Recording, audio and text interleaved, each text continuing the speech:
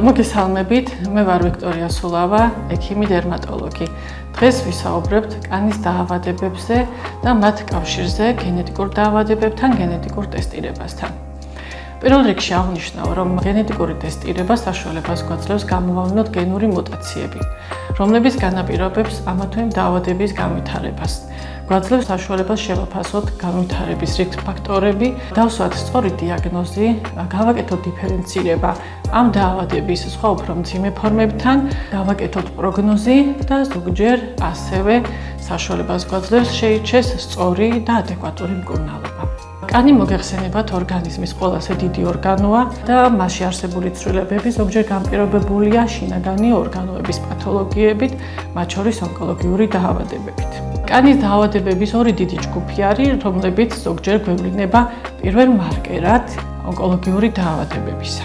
პირველ რიგში ეს არის კონკრეტულად ამ ორგანოში განვითარებული გენური მუტაციები, რომლებიც იწვევს კანის გენეტიკურად განპირობებულ თანდაყოლილ დაავადებებს. ეს დაავადებების ჯგუფი არის გენოდერმატოზები. მეორე მხრივ არის კანის დაავადებები, რომლებიც წინ უსწრებს ონკოლოგიურ დაავადებებს, ან ვითარდება მათთან ერთად, ან შესაძლოა განვითარდეს ამ ონკოლოგიური დაავადების გამოვლინების შემდეგ. კანის ცვლილებები მთელი რიგი მდგომარეობების დროს ვლინდება პირველად და იძლევა საფუძველს პაციენტის ძირფესვიანი გამოკვლევისა, გენეტიკური ტესტირებისა, რათა გამოვლინდეს მასთან ასოცირებული შესაძლო სხვა დაავადებები.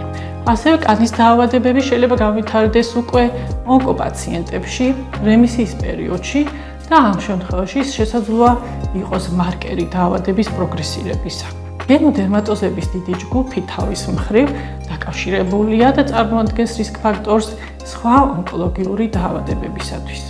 კანზე არსებული ცვლილებები თვალსაჩინოა, პირველ რიგში მას ამჩნევს პაციენტი და წარმოადგენს ექიმთან მიმართვიანობის მთავარ საფუძველს.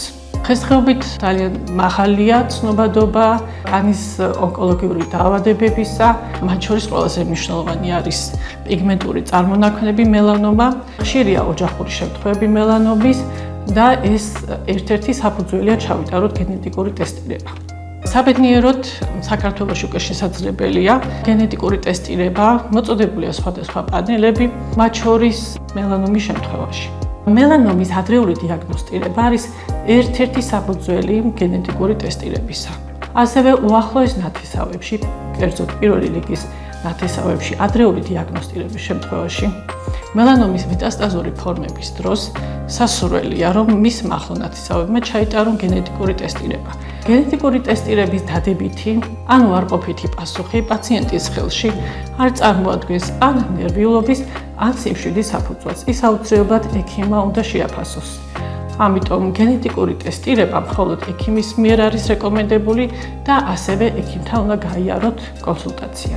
მე გაძლევთ რეკომენდაციას ხშირად დაათვალიეროთ კანი, არსებული ახალი წარმონაქმნების შემთხვევაში დროულად მიმართოთ ექიმ დერმატოლოგს, რათა სწორად მოხდეს შეფასება და სწორად გაიცეს რეკომენდაციები სხვა დაავადებების შესაფასებლად და სწორად დაიგეგმოს თქვენი მოვალე ჯანმრთელობა.